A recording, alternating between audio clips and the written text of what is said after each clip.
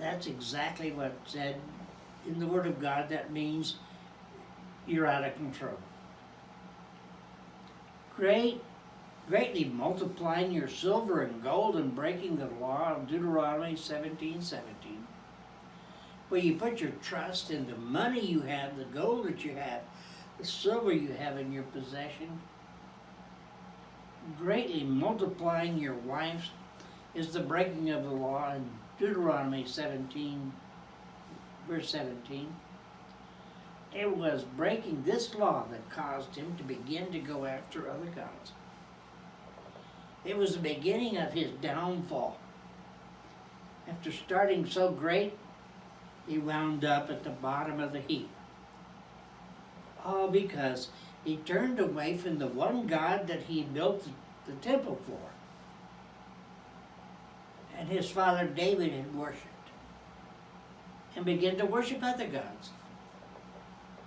Men can do this all the time. We can turn to things and worship them over our God, so our God is no longer important. And I liked it as I read the book of Kings, 2 Kings, chapter 22 through 23. Was a man by the name of Joshua, Joab, and Joshua of Josiah became the king when he was only 8 years old. And when he was 18, he began to put away and destroy the idol gods. Someone else was sitting in his place until he was 18 years old. But this young man, from the beginning of his life, as a royal, we might say, he knew what he was going to do. He was going to follow after King David. He was going to do the things that were right and destroy the worship of these evil goddesses and gods. It says in Jeremiah chapter 7, verse 16 and 18, the children gathered wood, the fathers kindled fire, and the women kneaded their dough and baked cakes to the Queen of Heaven. We look at the Christianity today, and we see that even the same thing has happened. For the church, through Catholicism, has believed that she is the Queen of Heaven, the mother of Jesus, Mary. It just seems like we lose our faith when we start trusting in other things. We can still call it Christianity, but it's not the same. When we start trusting in evil and gods like the Phoenicians called Astaroth or Astarte, the wife of Baal or Molech, says the male and the female pair of deities symbolize generative connection in their worship. Because of it, the moon became a symbol of female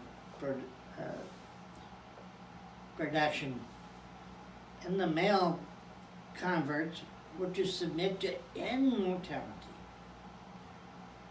with females in the worship at least once in their lifetime. It seems like if we break the covenant once, and we break the law once, it's broken. There's no repair of it. God told Jeremiah not to pray for these people and not to intercede for them,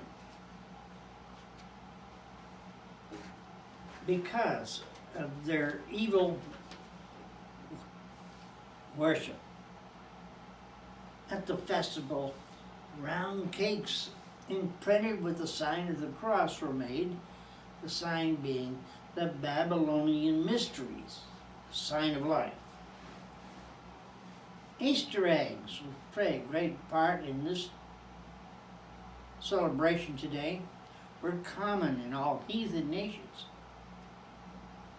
The fable of the egg declares an egg to be wondrous size fell from heaven into the river Euphrates. And the fish rolled it back to the bank where the dove settled on it and hatched it. Out came Astari, or Ishtar, the goddess of Easter. And they laugh at Christians for believing a simple story of faith. Look at what these people are believing. Easter, Christmas, Lady Day, Lent, and other Babylonian festivals were all borrowed from this ancient Babylonian religion. None of these has any relationship to Christianity. None. It's all an evil